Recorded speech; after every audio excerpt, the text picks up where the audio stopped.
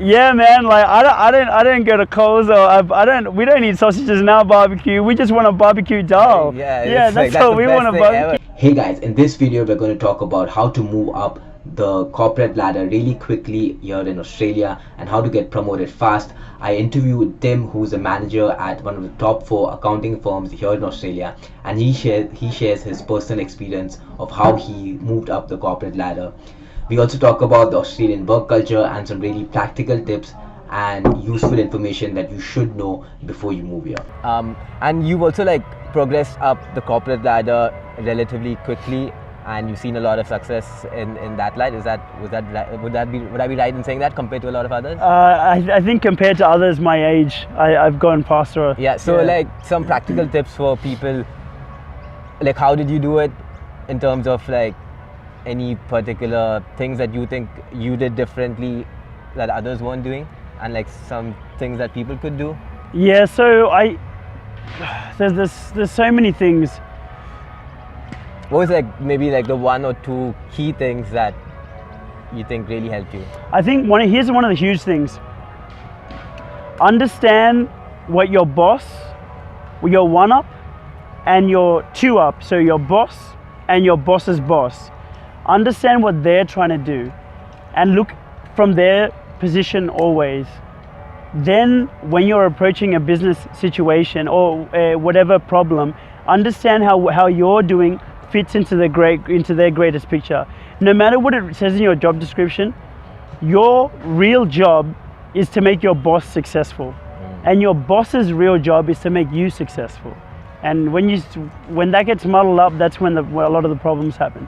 So what you really want to do at all times is understand what can you do to help make your boss successful. So if you want to know how I reckon I aced my most recent interview to get into this consultancy that I work for, I really came from the frame of what are my bosses trying to look for when they're hiring this person, and what are their problems, you know? So I always had those in my mind, and whenever I answered their questions, I always tried to bring it back to that. So at the end of the day, that's what a business is, right? It's people helping each other achieve a common goal. So that's probably the number 1 tip. It's understand where your boss is trying to go and help them. That's probably a huge one. Number 2, and I think so much flows out of that. So initiative, proactiveness, adding value, helping yourself. All of those things will flow out of that one. I think number 2 is be trustworthy. So be trustworthy means if you don't understand the work, it's better to call it out earlier than later. Like, let it be known, and just if you want to present options, so just say, okay, well, if you want to do this, I'm a little bit vague on what you're asking here and here and here and here. However, I think what you're saying is to do this. Is that what you're saying? Is it to do it this way? And then when you give them something solid to work with, then they can say, oh yeah, it's kind of like this, but instead of this part, do it this way. Instead of this part, do it that way. And you're always bringing something to the table. Does that help a little bit? That makes sense. And I think the culture out here is more of like the expectation from employees to come up with suggestions on how things can be done better. Absolutely. Whereas if I look at it back, like where I was from when I was working in India in a corporate role, it depends again from like company to company, but the culture at many workplaces back there was like you just do what you're told and that's it. You don't like be proactive in terms of providing value. It's just, okay, this is what I'm supposed to do and this is what I'm going to do. But I think what an easy way to stand out from everyone else is just like, okay, how can I make this even better? If you're doing a particular piece of work, okay, how can I make this even better? What more value can I add? How can I like give more of what is like expected from me, right? From this role. And that's when like managers hopefully recognize the work that you're doing, because it's like, and if you can like demonstrate in a very tangible way the benefit that you provide to the organization, saying that, okay man, I've done this project and it's helping, it saved like 3 hours a day every day for our organization, and that's something that's like real tangible that you can go and present to your manager or to your boss and say, hey, this is the value that I'm bringing to the table, right? So yeah, that's just something that helped me back when I was in the corporate world and trying to like... Yeah, like I definitely think in the Australian culture they don't want what's called yes men, which is just someone who just sits in their corner and does their work and nothing else. It's I really believe it comes from care. So you have to actually genuinely care about the business, or at least about what your manager's trying to do. And that's where you can, and when you care enough, then when your manager gives you that job, that particular task to do, you can say, oh, well, I think the reason you're giving me this task is because you're trying to solve this problem, or you're trying to build this. Would you like me to do it in this way and then maybe add this to it? So therefore, it's more of a suit to your actual problem. Nice. So that's actually, again, it's really about helping them. And that's when you really see a lot of promotions and stuff like that, in my opinion. That's one thing. And I think another thing to come up a bit more, a huge one is about building your network.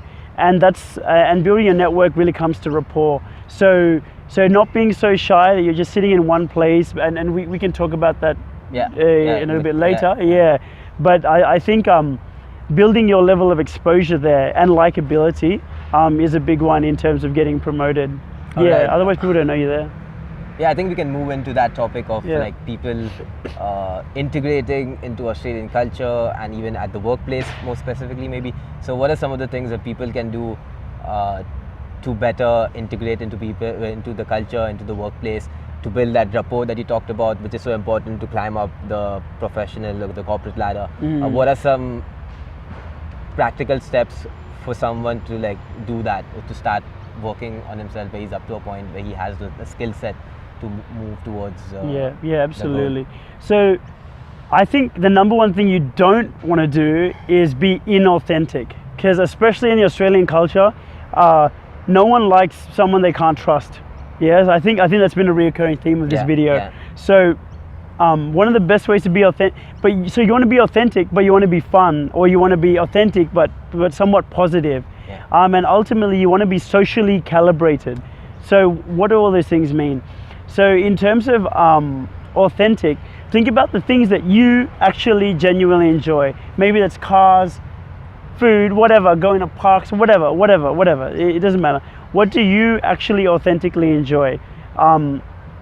You want to do those things and share that joy with other people. So a typical conversation in Australia, in the cafeteria or whatever is, how are you? What did you do this weekend? Yeah, that's like so common. Like when I haven't done anything a particular weekend, I'm like, fuck, I need to like come up with something to like, what did I do this weekend? So just be prepared for that question that's going to be asked to you. That's a very common question. And you don't have to have some glamorous story. Yeah, exactly. But it should be a real story, and try to make it a positive one or a funny one. Like Australians in particular love humor. A good laugh. Yeah, a good laugh. And sometimes you'll find they'll say a joke aimed at you, right? But if you can joke with them about it, it'll make them love you. Yeah. So for example, I'm going to use a very, very bad example, but just to make the point. So let's say you said, oh yeah, on this weekend I had all my friends over, and we had like a little picnic in the park, like a bit of a barbecue, blah blah blah. Like let's say that was your story, right, about what you did on the weekend. And then the Australian guy says to you, oh, what kind of stuff did you barbecue? Did you barbecue curry? Right? Right? Let's say they say that, and it's a joke. They'll never say that because it's kind of racist, but something along that line. Something along those lines. They say that kind of joke, right? Yeah. If you take that seriously and you're like, oh no, I went to Coles and I bought sausages and I'm good. Yeah, I know how to barbecue. That's all right.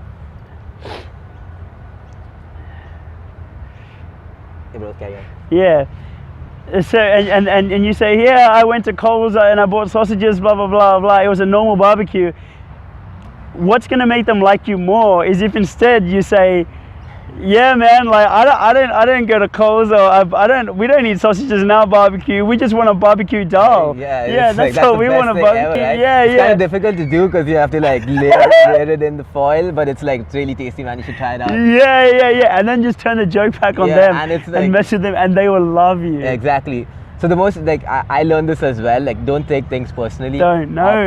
People are just trying to like have fun and like fool around And be like have a positive. good laugh about it. But if you take it personally, they're just like no, they're not going to joke around with you in the going future, going forward, right? yeah. Because they have that negative experience, right? So just don't take things personally. Is like Keep like it real positive. Yeah, keep it real positive. Yeah, and joke. just have a really positive attitude towards any sort of jokes or like comments made your way, right? Yeah, what's really happening is and even when they say how are you, how was the weekend, how like they talk about the weather, what's really happening there is it's an exchange of positive energy. That's really what it is. They don't really care what the weather's like that much. Yeah. Right? It's just like if it was raining, you can say, yeah, I know, but you know what? Sometimes me and my family, you know, we'll go to a cafe. We do this little thing where we sit down in a cafe, or maybe we don't go to a cafe. We all gather around. We watch a movie together, you know, and so it was still a nice weekend, you know. And you still frame it positively like that. That's probably like number one.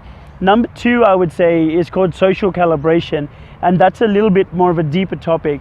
But ultimately, in the brass tacks of social calibration, is understanding that the energy that they're at, and then relating to them at their energy. So let's say that Steve wanted to talk to me. Steve was some Australian guy, and he said, "How was your weekend?"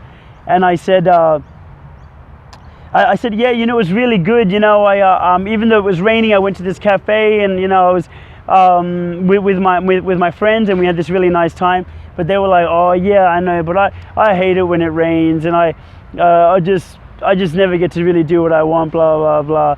Right? If I can then go, oh man, look, I do understand. Like, what do you normally like to do on the weekend, right? And then they might be like, man, I love it when it's sunny because I like to go surfing, and I just didn't get to do that this weekend, you know. And they're a bit more down like that. Then you can say, man, I understand. Like, I love surfing. Where do you normally surf at, right? And you're relating to them where they're at, but you're keeping it positive. Yeah, talking about things that they enjoy. Very so maybe like interesting. transitioning them out of that state into a slightly more positive state, and that's something that people appreciate. Oh, that would be beautiful. But yeah, ultimately you want to talk about what they're interested in. You want to be genuinely interested in what they're interested in.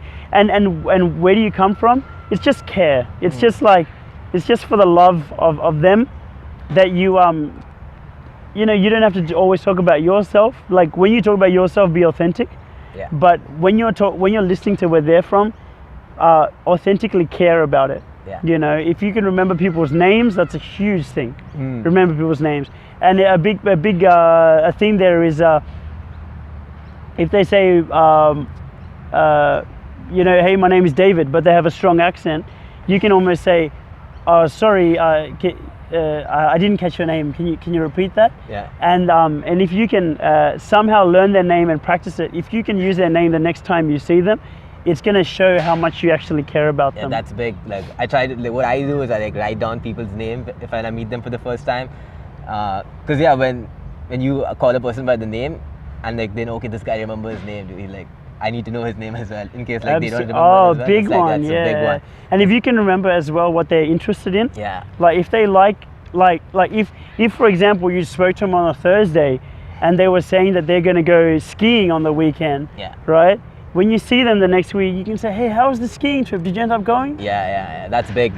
People really like appreciate that when you show genuine interest in what they're interested in. And like an easy way to do this is like after you have the conversation, maybe just like type it down or like write it down. If you don't have a good memory like me, I just like write down, okay, this, if I met someone for the first time, I think, yeah, this guy's interesting, like I want to have another conversation with him. Yeah. Especially at like a professional environment. I'll just maybe like write down his name. This guy he's working on so and so project, and he likes this. Okay, so the next time I meet That's him, good. The next time I meet him, like I know, okay, he works on this, so I can ask him about that. Hey, how's this going, man? Have you been? And he tells me like he likes surfing. I'm like, hey, like have you been surfing lately? And it's like you're just back to that same energy level that you left off with at the beginning of the conversation.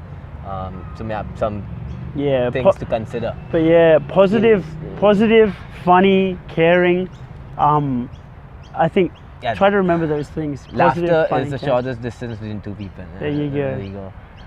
Yeah, good, man. So there were some tips about how to like better connect with people, and especially at the professional environment, to keep it light and funny all the time.